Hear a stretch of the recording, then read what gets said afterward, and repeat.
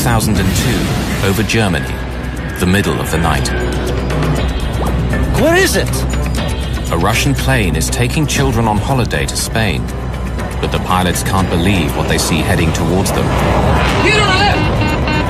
Increase climb. Climb, you said!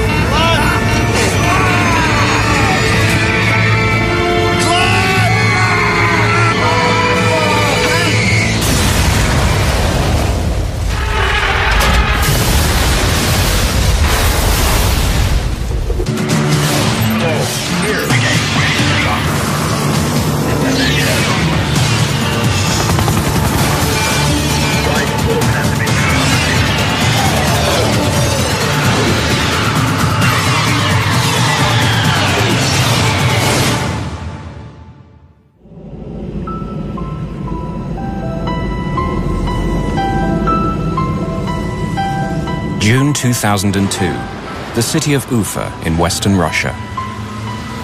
Ufa is populated by both Christians and Muslims. This year, its most outstanding teenagers have been chosen to go on a 2-week vacation organized by UNESCO near Barcelona in Spain. They are among the most clever, athletic or artistic children of Ufa. Kirill Degtyaryov is a 14-year-old prodigy. He's been painting since he was 4 years old and has already had 2 public exhibitions. Alina Hananova is a 12-year-old who's won several gymnastics competitions. The 46 children from Ufa, accompanied by a few teachers, leave on a train to Moscow. There, they're due to catch their flight to Barcelona. But in Moscow, things start to go wrong. The tourist agency accidentally takes the children to the wrong airport, so they miss their plane. They're terribly disappointed. While the agency tries to sort out the mess, the children go sightseeing in the Russian capital.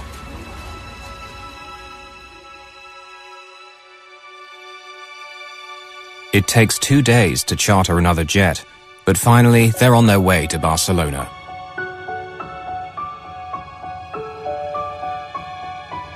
On July the 1st, 2002, the children from Ufa board their plane at a Moscow airport. The Kaloyevs are not part of the school group. They're going on a holiday to meet their father, who's an architect, and is finishing a project near Barcelona.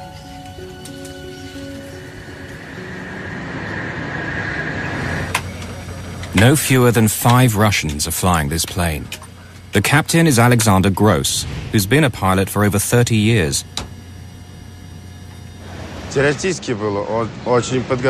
Alexander had a good theoretical knowledge. He was very smart. Today, the first officer is Oleg Grigoriev.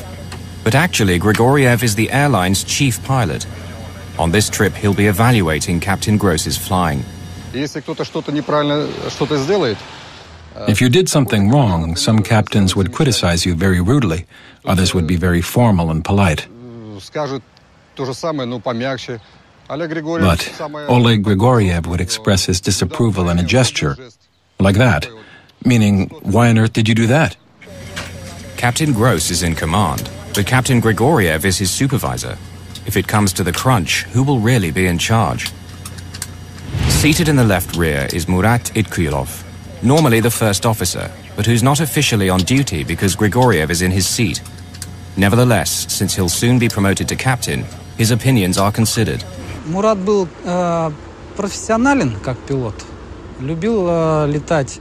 Murat was a very professional pilot. He loved to fly. Murat was interested in the new stuff in aviation and always kept up to date on the most progressive things brought in. Also on the flight deck are an experienced navigator and a flight engineer. Just before 11 that evening, Bashkirian Airlines Flight 2937 leaves Moscow. The plane is a Tupolev 154.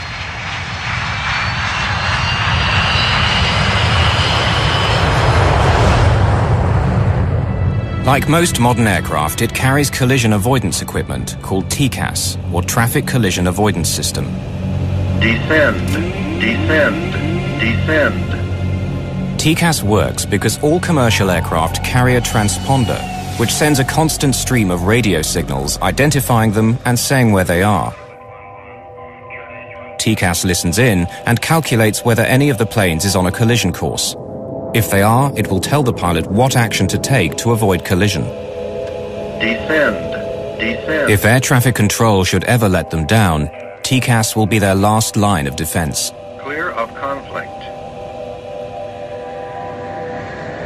Hundreds of miles away in Bergamo, Italy, a Boeing 757 is getting underway. It's flying for DHL, the international freight company, and is heading for their European base at Brussels in Belgium. The Russian Tupolev will cross its path over southern Germany. The Boeing has only 2 people aboard, Captain Paul Phillips, who's British, and First Officer Brant Campioni, who's Canadian, and due to fly the next leg of the journey. The DHL takes off at 6 minutes past 11 on what will be its last journey.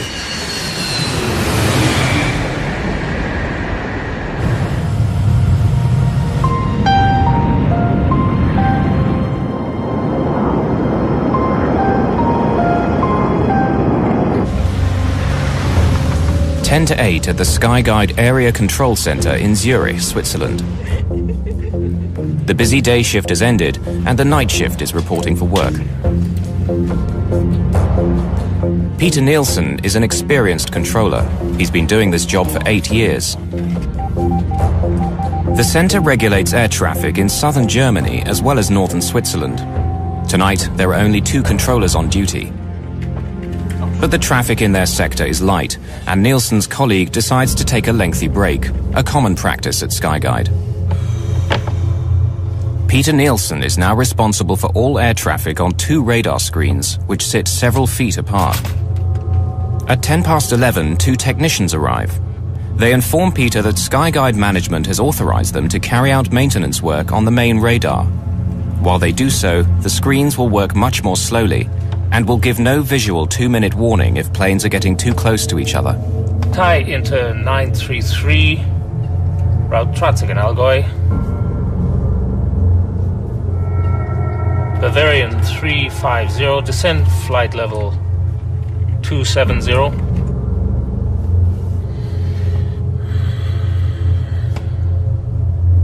The engineers now tell Peter Nielsen they have to shut down the telephone system as well. They switch over to the standby phones.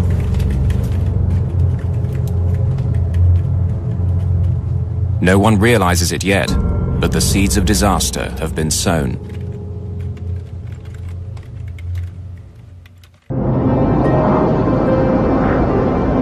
The Russian plane, filled with schoolchildren, is now over central Germany and flying towards Switzerland. Captain Grigoriev gets final clearance from the last German control center before they cross south into Switzerland.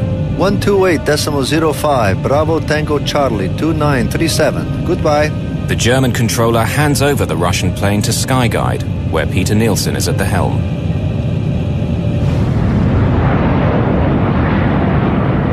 Meanwhile, the DHL plane is climbing north over the Alps and is now entering Swiss airspace. Zurich, radar, good evening. Dilmun 611, I'm climbing flight level 260, direct Obesi. Captain Paul Phillips of the DHL requests clearance to climb to a higher altitude. The thinner air there will mean less air resistance and save fuel. Roger, climb flight level 320. Direct Tango Golf Oscar and requesting 360, thanks, it's available. Tillman 611, climb flight level 360. The DHL reaches flight level 360, or 36,000 feet, the same altitude as the Russian plane. And they're on a collision course, but they're many miles apart.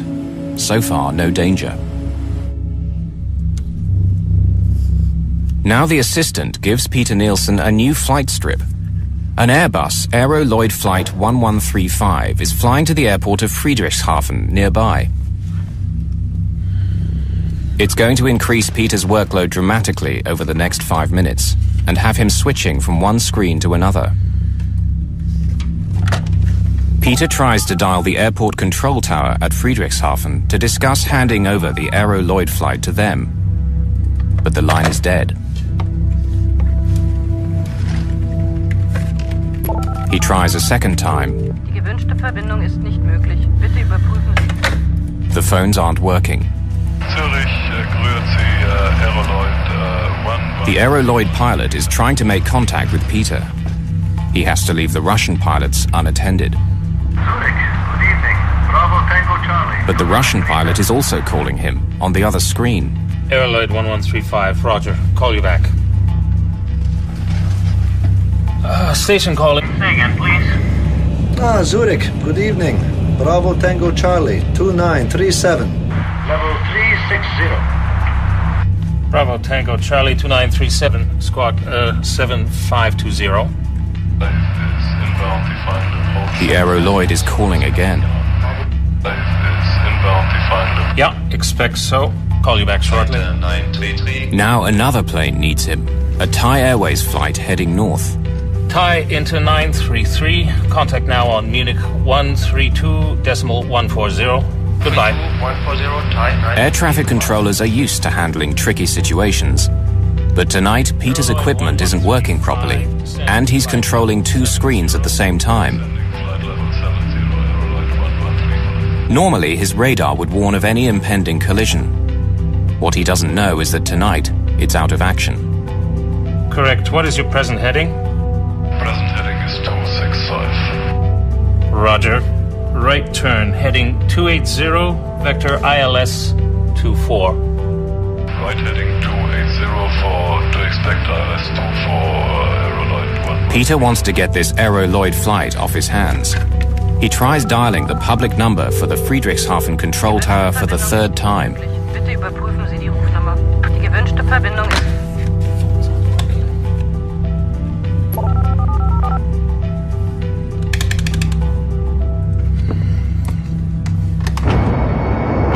Meanwhile, the Russian airliner and the DHL plane are still heading towards each other at a closing speed of over 800 miles per hour. Neither crew is aware that they're only 2.5 minutes apart.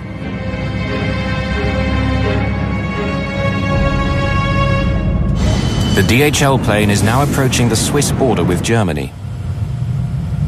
The Russian Tupolev is heading for exactly the same spot and at the same altitude. Finally, someone at another air traffic control center in Germany spots the danger. Conflict. He grabs the phone to warn Nielsen, but can't get through.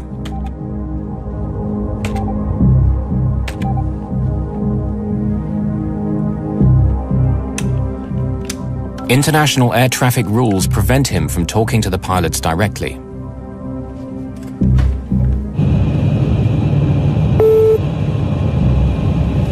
Look at that.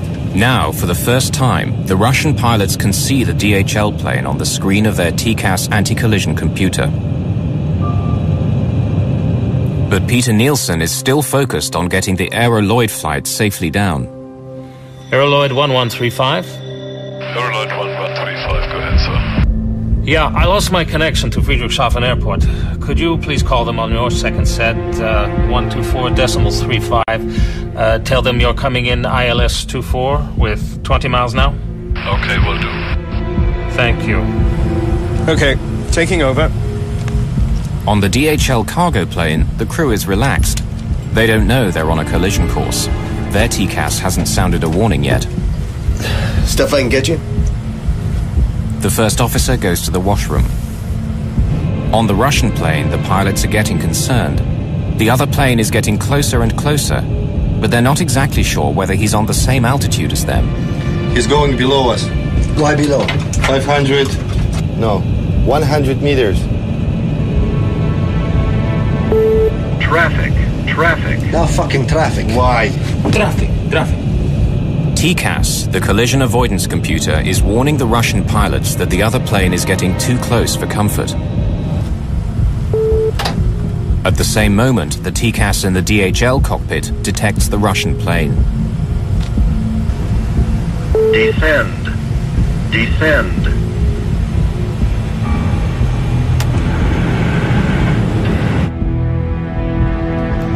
Peter Nielsen finally realizes what's happening.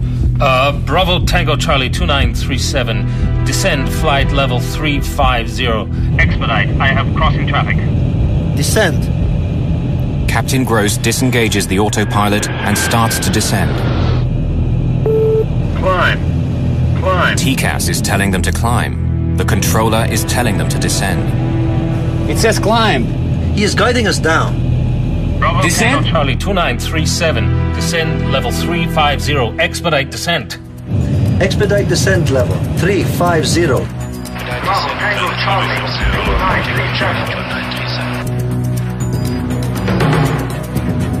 2937. Peter Nielsen thinks he's averted a collision by telling the Russian plane to descend. But what he doesn't know is that the DHL pilots have received a TCAS instruction telling them to descend. Increase! Moon 600, TCAS descent! They're trying to tell Nielsen that they have a TCAS instruction to descend, but Peter can't hear them. If both planes obeyed TCAS, there'd be no problem. But the Russians, instead of climbing, have followed the controller's orders. Now both planes are diving towards each other. He's going below us! Fuck, what is it? Get on the left! Increase climb. Increase climb. Climb, it says! Climb! Descend! Fuck, descend hard!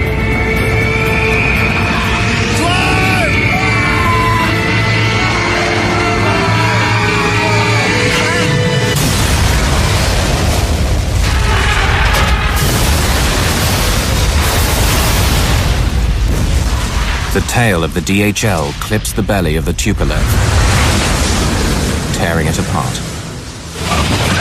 The pilots soon lose consciousness.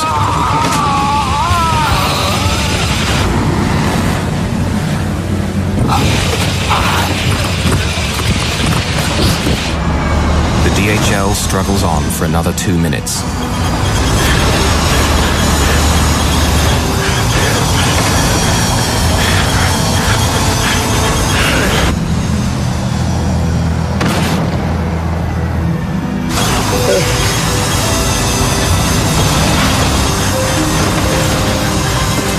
It will crash 4 miles away.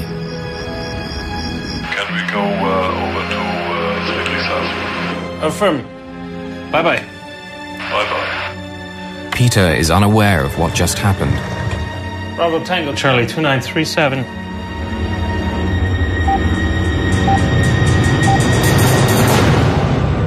Bravo Tango Charlie 2937.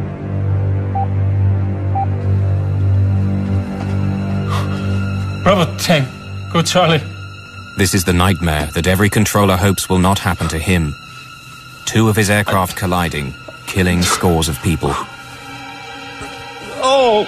Peter Nielsen leaves the control room for the last time, but his story is far from over.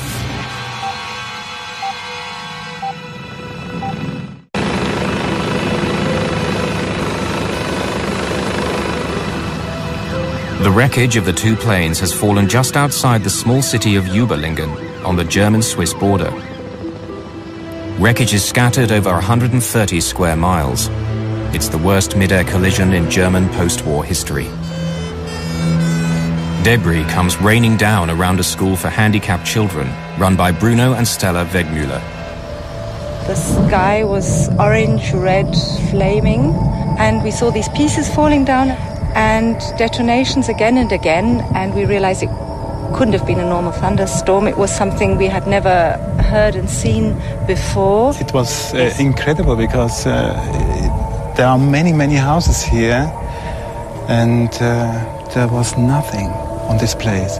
But around our school, we find bodies, children. We very soon also realized that we couldn't do anything, really. We couldn't save anyone, we couldn't help anyone. The problem was that the bodies and debris were dispersed over a very, very wide area, approximately 40 square kilometers, a corridor 20 kilometers long and 2 kilometers wide.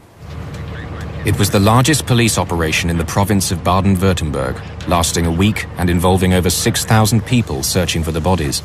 The people were all very sad. They were all in a state of extreme shock, and naturally the rescue team could feel that and empathized with their suffering. The policeman is standing where the DHL crashed. Here you see no more trees. The trees have completely burned down. We assume that the turbines of the Boeing separated first, approximately 700 to 800 meters high before this plane crashed. One landed 300 meters that way, and the other turbine was another 500 meters that way. In this garden lay many of the bodies of the children of Ufa. In this part died 28 children. In this field there was a child. More over here in this field there was a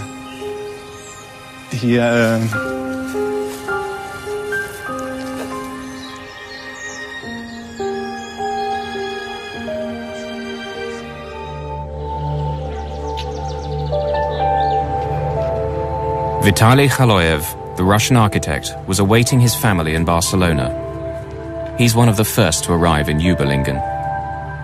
Although the relatives are not encouraged to participate in the search, Vitaly cannot help himself.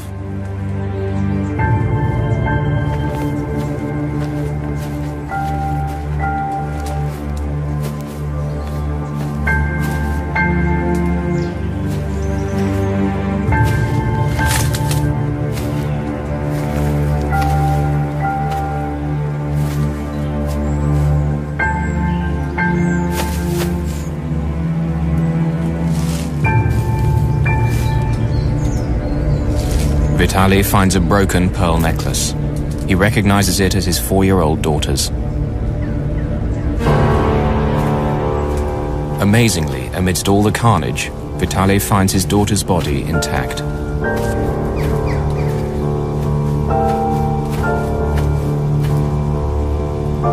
She did not suffer at all. The mutilated bodies of his wife and son won't be found until later.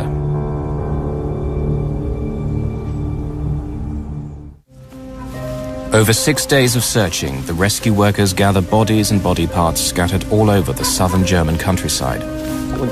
By Thursday of that week, 2 days later, the relatives started arriving. They could not all see the bodies we'd found because most of the bodies were badly charred or mutilated. We didn't permit the relatives to view the bodies in that condition.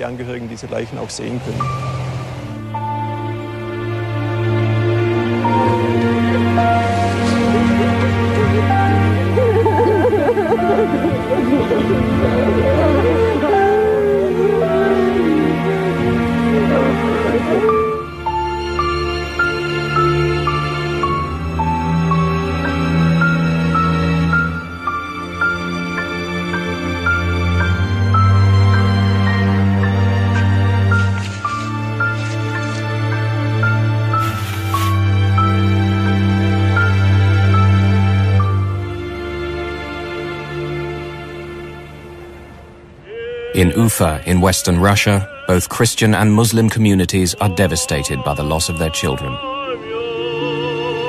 In the cemetery, where 53 of the people in the Tupolev are buried, there are 2 double rows of gravestones, with the Christian Orthodox on one side and the Muslims on the other. It's eerily reminiscent of the seating arrangement on the plane. The monument evokes a flight of paper planes frozen in flight.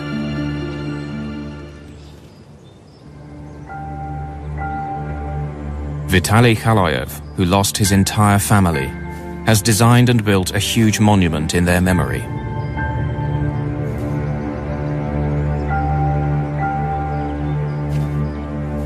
Day and night he lingers at the cemetery, inconsolable.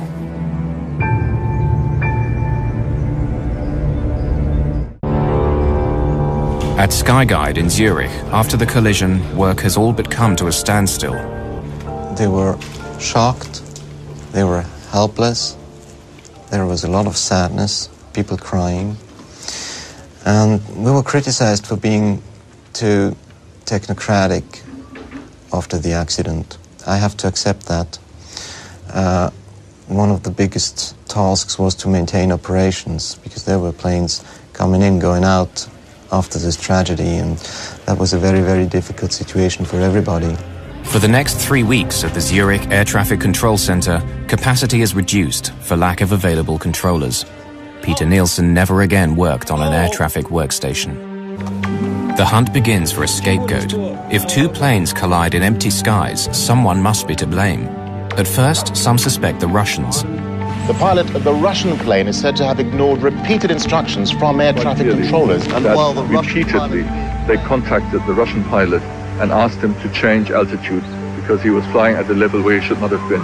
Now, the Russian pilot never responded to those warnings from air traffic control. The Russian pilots, particularly in Soviet times and also now, but to a lesser extent, were extremely well trained.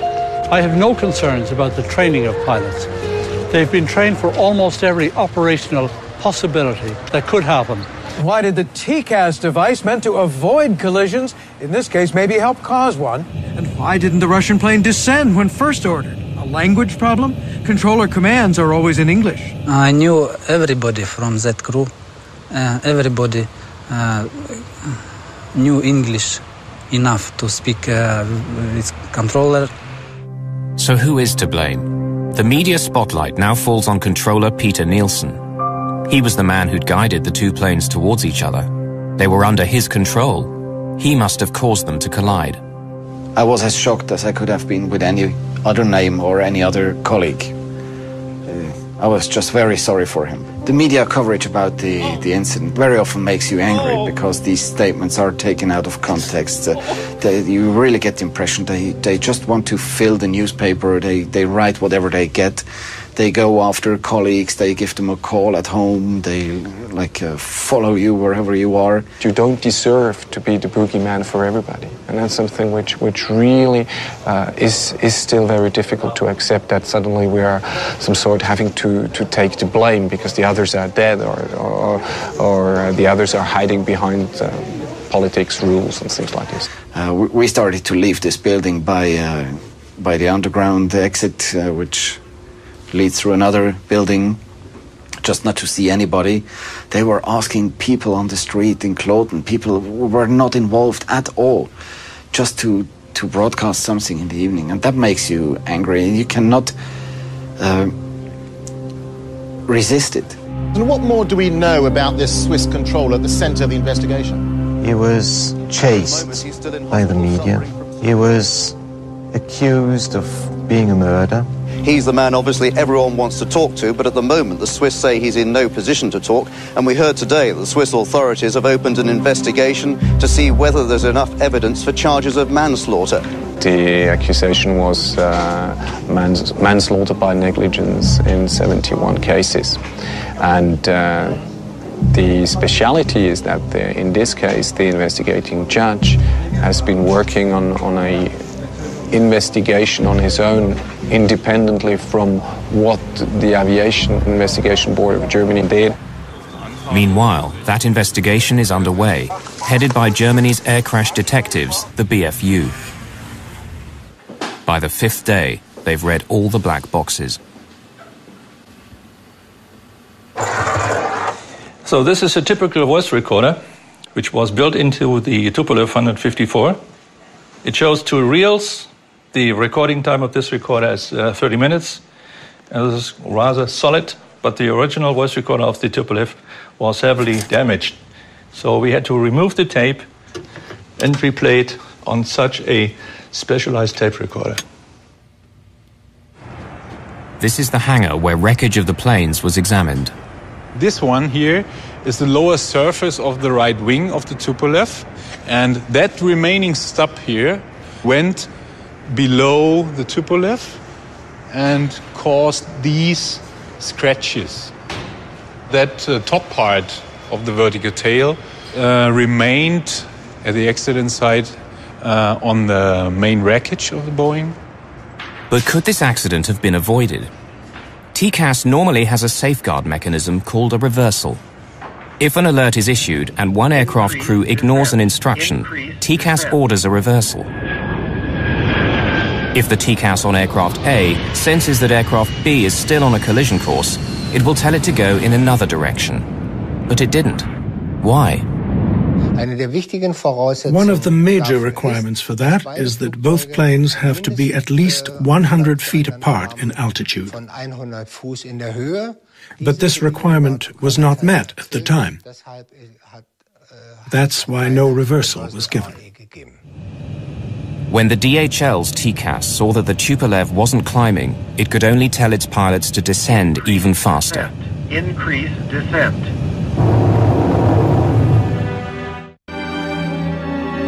July 2003. Many parents returned to Überlingen in Germany for the first anniversary.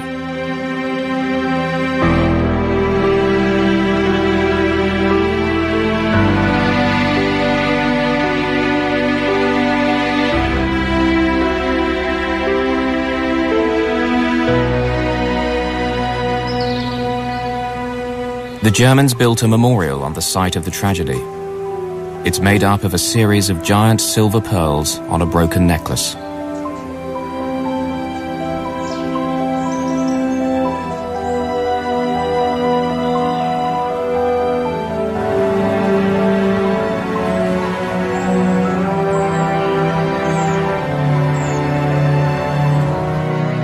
The head of Skyguide is among the crowd.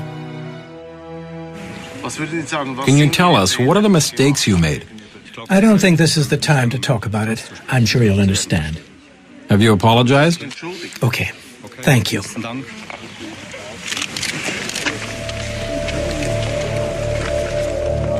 Among the parents is Vitaly Kaloyev. He asks the head of Skyguide which controller was responsible for the accident, but receives no answer. Yes, in fact, the man asked if it is possible to meet the controller, to meet Peter, and the answer was it is not possible. The request passes almost unnoticed, but Vitaly Kaloyev is not satisfied. Descend. Crossing. Meanwhile, Descend. as the investigators work, they discover a fog of confusion surrounding TCAS. When it was introduced 20 years previously, there'd been a fatal omission. Descend flight level 350. Expedite. I have... No one said what should happen if there was a conflict between what TCAS was saying and what the controller was saying. It says climb. There's no hard and fast rule to guide the pilots. He is guiding us down. Increase descent. Whilst pilots in the West have always been taught to obey TCAS, 600. TCAS descent. in the rest of the world, it's anyone's guess. We're not accustomed to not trusting controllers. In civil aviation, there were lots of situations when pilots didn't follow instructions of the controller, and that led to plane crashes or other accidents. The mentality of Russians is still very much in the lines of the old Soviet ways, and they're much more inclined to follow instructions than to do what they think may be appropriate.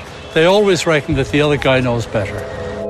The potential for a terrible accident was there, and a year and a half before the Überlingen tragedy, it nearly happened. Over Japan, 2 jumbo jets with 677 people aboard came so close that they filled each other's windscreens. The violent avoidance maneuver caused 100 people to be injured, some of them seriously. This was seconds away from being the worst plane crash in aviation history. Once again, a pilot had listened to the controller instead of his TCAS. It should have served as a warning to everyone. Yet from ICAO, the International Civil Aviation Organization, there was only silence. ICAO is responsible for drawing up the rules of commercial aviation. German investigators say that their vagueness about how to use TCAS was one of the reasons for the Überlingen disaster. I think this is the first time that I remember any major accident investigation, the one done by the BFU, fingering any of the aviation authorities in any serious way. And this is a serious way. So I think this is quite unique. If ICAO had carried out a detailed investigation of the incident in Japan and made recommendations that led to changes in procedures, this probably would not have happened. ICAO did not feel it necessary to get involved in this, and they left it entirely up to the Japanese authorities. Had it been a collision, maybe they would have got involved. After this near miss, the Japanese government immediately asked for their guidance. But unfortunately, ICAO only acted on the request 18 months later, after the Überlingen disaster. Perhaps the ICAO procedures and standards, but in particular operating procedures for airborne collision avoidance, were somewhat ambiguous or open to interpretation. The Japanese incident was not the only warning ICAO received. In the 2 years leading up to the Überlingen collision, 4 other near misses happened in Europe alone because one set of pilots obeyed air traffic control instead of their TCAS. If I have to summarize the advice that we gave the world, if a warning comes from ACAS, pilots should immediately follow it at all times. With the benefit of hindsight, you always ask yourself, could we have done more? And an accident is a wake-up call for everybody. All of these regrets are of little comfort now to the grieving parents of Ufa. Everything that was good is in the past and was connected with my child. All the hopes, dreams were connected with him, with his future. And now, nothing left. At least I've got nothing left.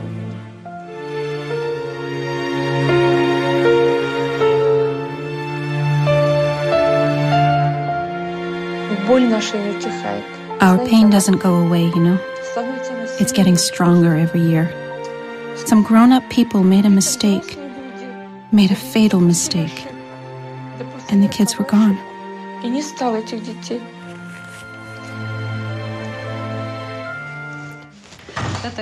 This is Kirill's room. Everything in this room is like it was when he was alive. Nothing's changed. After he was killed, there were also 2 exhibitions. One exhibition took place here, in Ufa, while the other one was in Germany, in Überlingen. Vitaly Khaloyev, the Russian architect, has lost his entire family, everything. He himself has gone to pieces.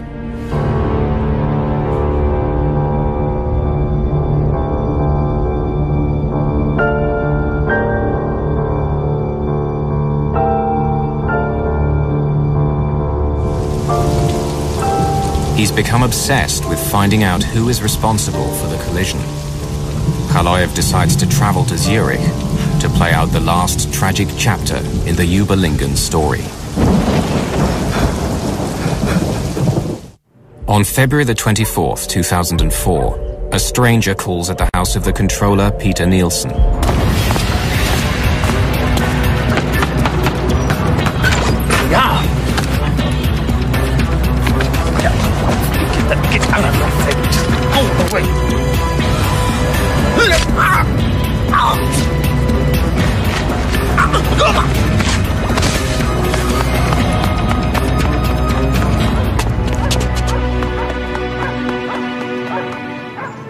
It was just the saddest thing you can imagine.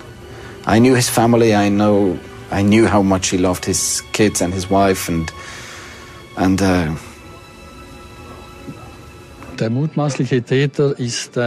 presumed perpetrator is apparently 48 years old and of Eastern origin.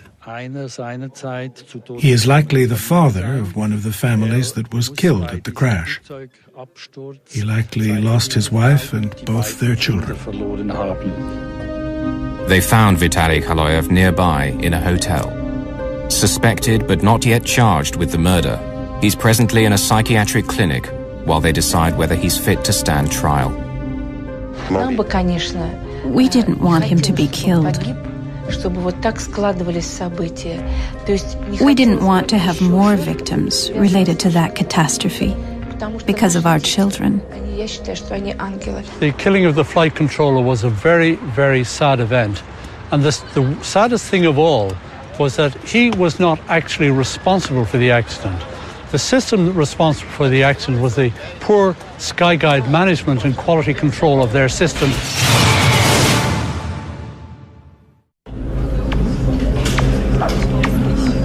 The investigators had worked out exactly what went wrong that night at Skyguide, and how an unfortunate series of events had made disaster almost inevitable. First, Peter's colleague goes for a break, leaving him alone to watch two radar screens several feet apart. It was a standard practice at the ATC company that at night, one air traffic controller was responsible for controlling the entire airspace of ATC Zurich. Then, following management instructions, the maintenance men start to switch things off. Peter's radar screen is working more slowly and will not warn him if two planes are about to collide. He doesn't know that. During the maintenance work, the radar system had to be run in fallback mode. In fallback mode, the controller has no STCA available. STCA is short-term collision alert, a warning on the radar screen that planes are in imminent danger of collision. He did not know that the STCA system would not be available. Then by chance, an unexpected aircraft, the Aeroloid tourist plane, arrives at the critical moment and needs a lot of attention. It completely distracts Peter. He tries to get outside help, but the main phone system has been accidentally disconnected by the maintenance crew, and the backup phone isn't working.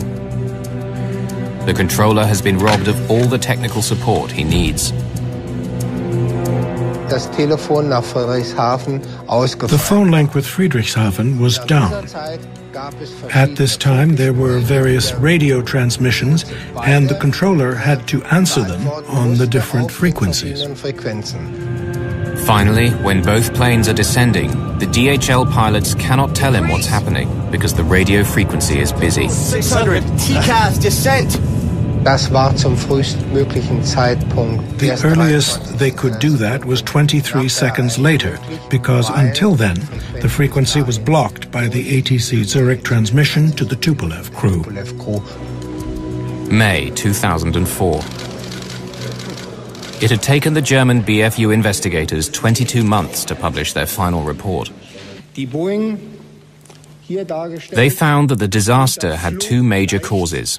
Firstly, Peter Nielsen was too late in noticing the danger of a collision. Secondly, the Russian crew was wrong to obey him when he told them to descend, rather than their own TCAS equipment telling them to climb. But other pilots understand their dilemma. The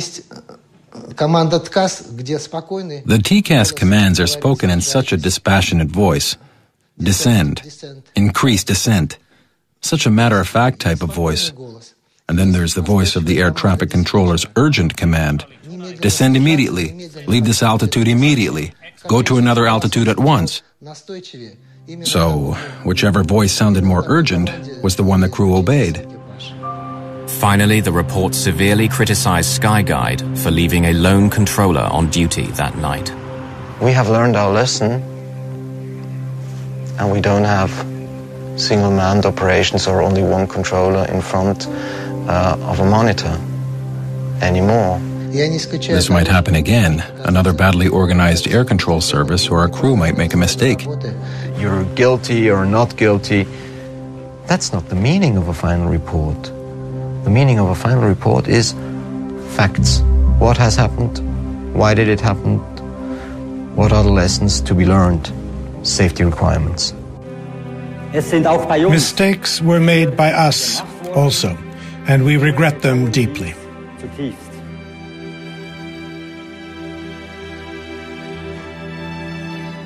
We acknowledge our responsibility as set out in the BFU report, and we ask the families of the victims for forgiveness.